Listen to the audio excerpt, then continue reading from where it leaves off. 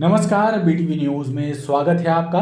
आइए खबरों की शुरुआत करते हैं इस खबर के साथ। सुपरमार्केट से कमानिया गेट तक सड़क पर कब्जा करके दुकानें लगाने वालों के आगे नगर निगम प्रशासन बौना साबित हो रहा है। अब नए सिरे से नगर निगम अन्य क्रांति दल सड़क पर चिन्हांकन करके व्यापारियों से अपील कर रहा है कि इस सीमा के बाहर दुकानें न लगाएं, अन्यथा सामान जब्त कर लिया जाएगा।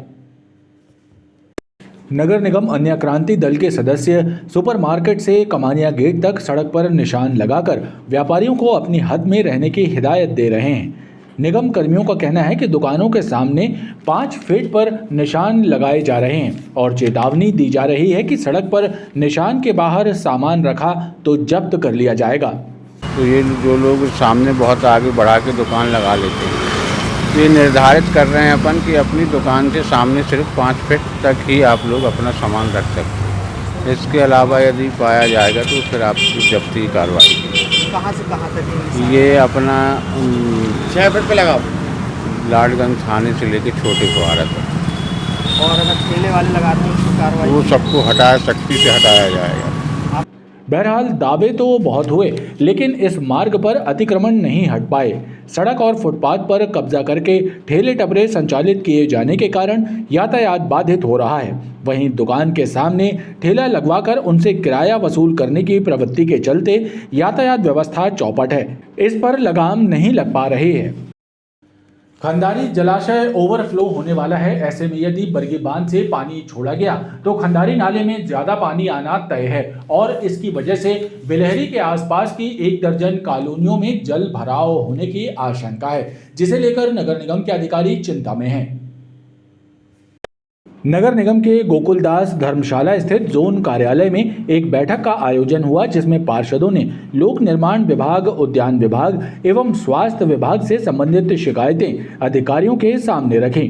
बैठक में नगर निगम अध्यक्ष रिंकू विज विशेष रूप से मौजूद रहे। जितनी भी समस्याएं थी वो समस्याएं सब बताई हैं और अधिकारियों ने शीघ्र निराकरण करने के लिए उनको आश्वस्त किया है कि बहुत शीघ्र जितने भी विषय आए हैं उन सब का समाधान किया जाएगा।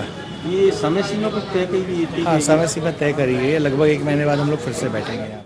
बैठक में बिलहरी क्षेत्र की कॉलोनियों में जल भराव की आशंकाओं एवं उससे निपटने के उपायों पर भी विचार विमर्श किया गया।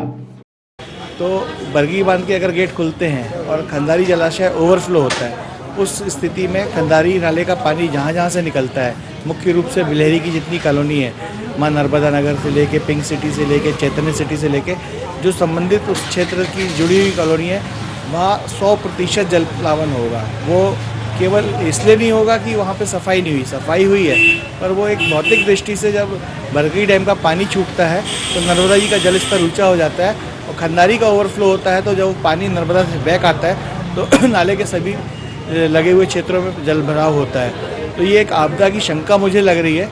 मैं आपके माध्यम से एवं माननीय कलेक्टर महोदय से, आयुक्त महोदय से सबसे चर्चा करके इस आपदा में क्या हम कर सकते हैं। केवल जो तत्कालिक इसमें कुछ समाधान दिखता है वो ये दिखता है कि जिस समय अगर हमारा खंडारी जलाशय ओवरफ्लो, उस समय बरगी डैम के गेट ना खोले जाएँ। बैठक में अधिकारियों को निर्देश दिए गए कि शिकायतों का निराकरण समय सीमा के भीतर कराएं ताकि जनता राहत महसूस कर सके। एक भारत श्रेष्ठ भारत की पर्यटन अवधारणाओं को बढ़ावा देने के उद्देश्य को लेकर रेल मंत्रालय ने देश के विभिन्न भागों से भारत गौरव पर्यटन ट्रेनों का संचालन शुरू किया है। इसी कड़ी में जबलपुर की पहली और मध्य प्रदेश की तीसरी भारत गौरव पर्यटन ट्रेन 18 जुलाई को जबलपुर से शुरू की जा रही है। इस ट्रेन से यात्रियों को 10 दिनों और 11 रातों के सफर में 7 ज्योतिर्लिंगों और स्टैच्यू ऑफ यूनिटी के दर्शन कराए जाएंगे। भारत गौरव ट्रेन के संचालन और पर्यटकों और यात्रियों को मिलने वाली सुविधाओं की जानकारी प्रदान करने जबलपुर रेल मंडल के अधिकारियों और IRCTC के रीजनल मैनेजर के सिंह ने पत्रकारों से चर्चा की। उन्होंने बताया कि इस ट्रेन से यात्रा के दौरान यात्रियों को पर्यटन स्थलों पर ठहराव, भोजन, पानी, पर्यटक स्थलों के दर्शन कराए जाएंगे। IRCTC के माध्यम से यात्री भारत गौरव यात्रा ट्रेन में बुकिंग करा सकते हैं।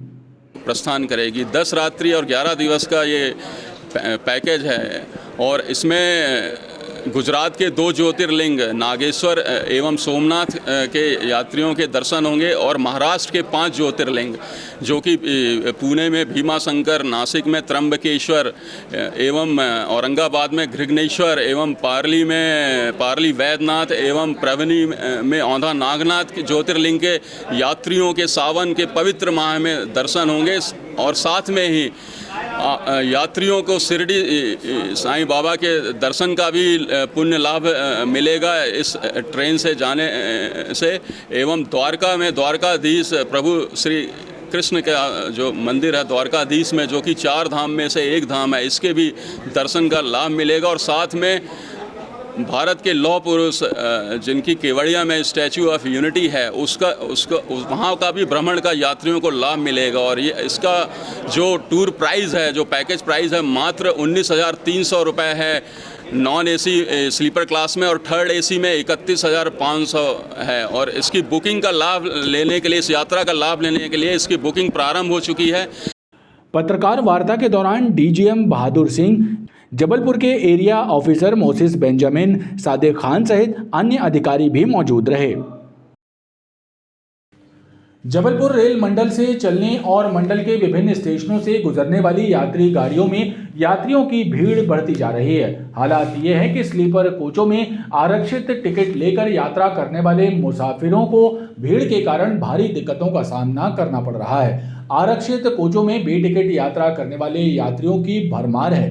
बावजूद इसके चेकिंग स्टाफ नदारद है और यात्रियों को मुसीबतें उठानी पड़ रही हैं। देश के अलग अलग हिस्सों में हो रही बारिश के कारण रेल यातायात प्रभावित है। गाड़ियों के रद्द होने और मार्ग परिवर्तित होने से लंबी दूरी की गाड़ियों में भीड़ बढ़ती जा रही है। तत्काल आरक्षण न मिलने और लंबी वेटिंग होने के बाद भी यात्री रेलगाड़ियों में सफर करने मजबूर हैं, जिसके कारण ट्रेनों के स्लीपर कोचों में पैर रखने तक की जगह नहीं है, जिससे सबसे ज्यादा परेशानी आरक्षित टिकट लेकर ट्रेनों में यात्रा करने वाले मुसाफिरों को हो रही है। स्लीपर कोचों में बेटिकट यात्रा करने और बिना आरक्षित टिकट पर यात्रा करने वालों की भीड़ से रेल यात्री बेहद परेशान हैं।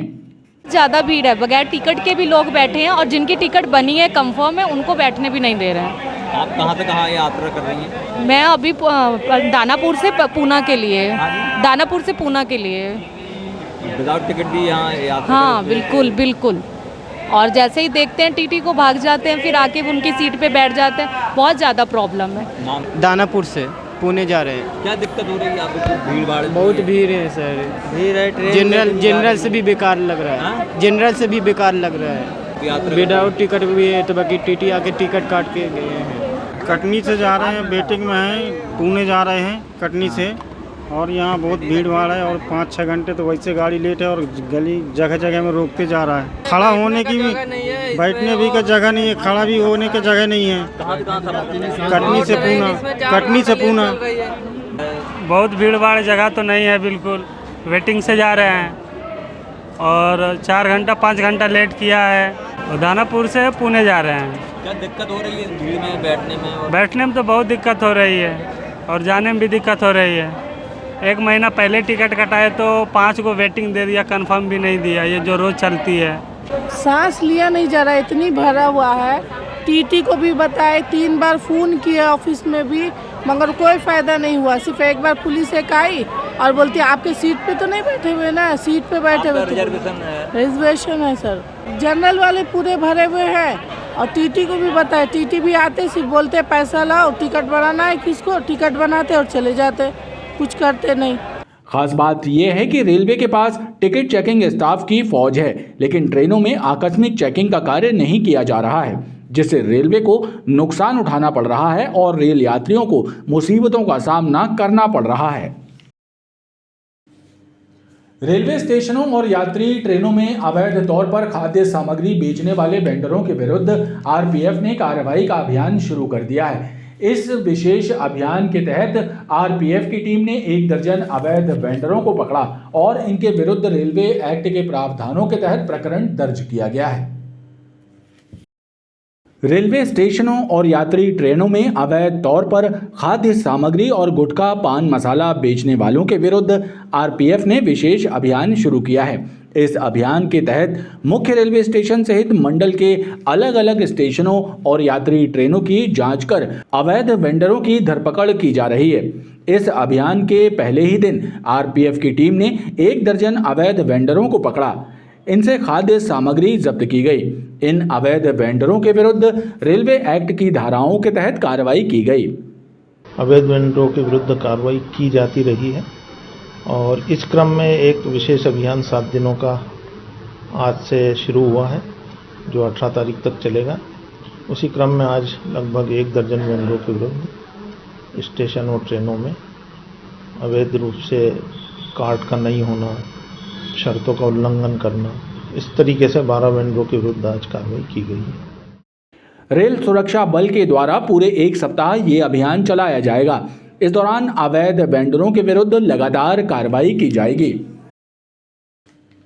पोलीपाथर स्थित राज्य वन अनुसंधान केंद्र की सुरक्षा पर सवालिया निशान खड़े हो रहे हैं। दरअसल अनुसंधान केंद्र परिसर के बॉटनी गार्डन से अज्ञात चंदन तस्करों ने न सिर्फ चंदन के कुछ पेड़ों को काट दिया बल्कि सुरक्षा में सेंध लगाते हुए चंदन की लकड़ियां चोरी कर ली।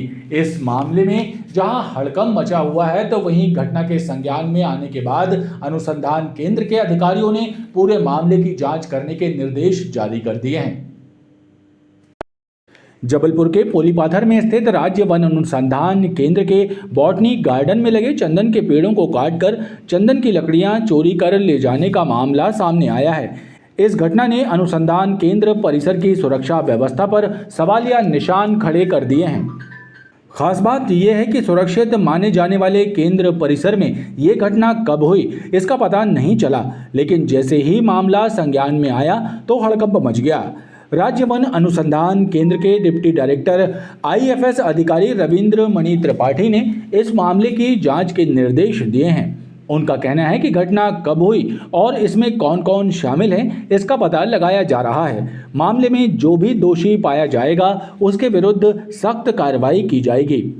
मेरे विचार से यदि इसमें किसी प्रकार की लापरवाही हुई है तो उस पर हम कार्रवाई करेंगे और चंदन के पेड़ की सुरक्षा बहुत ही आवश्यक है और जैसा आपने पहले बताया पहले भी इस तरह की घटना हुई है तो हमारा यही प्रयास है कि आगे से इस तरह की घटना ना हो। और जहाँ तक बात है संसाधनों की तो हमारे पास संसाधन है पर कभी कभी जो संसाधनों का अभाव भी हमें प्रतीत होता है क्योंकि जितनी सैंक्शन स्ट्रेंथ है या कि जितने व्यक्ति चाहिए उनसे कभी कभी हमें ऐसा प्रतीत होता है कि वो संख्या कम है, परंतु फिर भी हम गश्ती करते हैं, मुस्तैद रहते हैं। हमारा प्रयास यही रहेगा कि आगे से इस तरह की घटनाएं न घटित हों। खास बात यह है कि राज्य वन अनुसंधान केंद्र परिसर की सुरक्षा के लिए कई कर्मचारियों की तैनाती रहती है। बावजूद इसके चंदन के पेड़ों को काटकर लकड़ियों को बाहर ले जाना कई सवालों को जन्म दे रहा है। बहरहाल मामले की जांच शुरू कर दी गई है। नर्सेज ऑफिसर एसोसिएशन के तत्वावधान में मंगलवार को दूसरे दिन भी शासकीय अस्पतालों की नर्सेज की हड़ताल जारी रही। नेताजी सुभाष चंद्र बोस मेडिकल कॉलेज अस्पताल परिसर में नर्सिंग स्टाफ ने प्रदर्शन और नारेबाजी कर आक्रोश व्यक्त किया। नर्सिंग एसोसिएशन के पदाधिकारियों और स्टाफ ने बताया कि पे grade, night allowance, student stipend सहित 10 सूत्रीय मांगों को लेकर आंदोलन किया जा रहा है।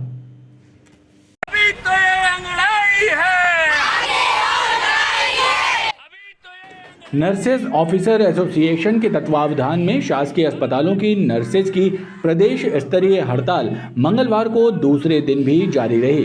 नर्सेज ने अपनी मांगों के समर्थन में धरना प्रदर्शन जारी रखा। मेडिकल कॉलेज में नर्सिंग स्टाफ ने दूसरे दिन भी प्रदर्शन और नारेबाजी कर स्वास्थ्य विभाग और सरकार से मांगें पूर्ण करने की बात कही। हालांकि प्रदर्शनकारी नर्सेज ने इस दौरान कहा कि सोमवार को आंदोलन शुरू करने के बाद से लेकर अब तक स्वास्थ्य विभाग और सरकार ने उनकी मांगों को पूरा करने या एसोसिएशन से बात करने की पहल नहीं की है, लिहाजा आंदोलन जारी रहेगा।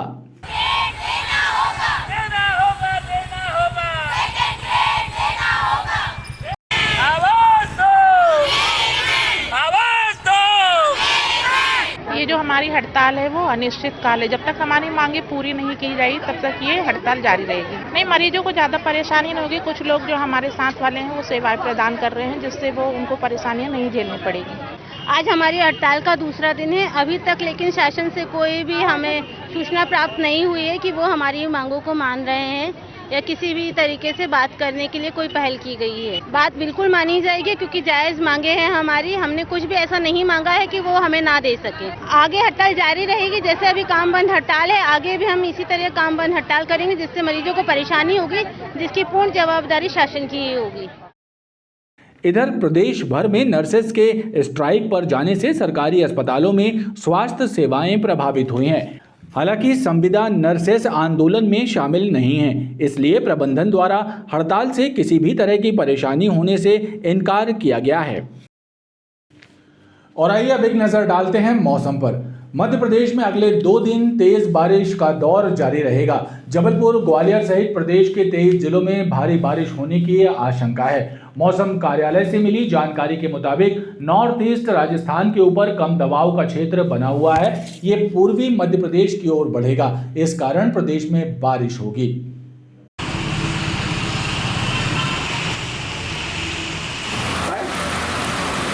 मध्य प्रदेश में आगामी 2 दिन भारी बारिश का दौर जारी रहेगा। स्थानीय मौसम कार्यालय ने जबलपुर जिले और संभाग के जिलों में आगामी 24 घंटे के लिए गरज चमक के साथ तेज बारिश होने और बिजली चमकने की चेतावनी जारी की है। मंगलवार को भी जबलपुर में मानसून एक्टिव रहा। आसमान पर बादलों की मौजूदगी के साथ देर शाम के बाद बारिश और बौछार पड़ने का सिलसिला शुरू हुआ। हालांकि बीते 24 घंटे में जिले में मात्र 0.2 मिलीमीटर वर्षा दर्ज की गई। मौसम विभाग से मिली जानकारी के मुताबिक नॉर्थ ईस्ट राजस्थान के ऊपर कम दबाव का क्षेत्र बना हुआ है, जो उत्तर मध्य प्रदेश से पूर्वी मध्य प्रदेश की ओर बढ़ रहा है, जिसके चलते प्रदेश में भारी और मध्यम बारिश का दौर जारी रहने की संभावना है। मंगलवार को जिले का अधिकतम तापमान 31.1 और न्यूनतम तापमान 24.4 डिग्री सेल्सियस दर्ज किया गया। खबरों का ये क्रम लगातार जारी है। आप देखते रहिए BTV न्यूज़।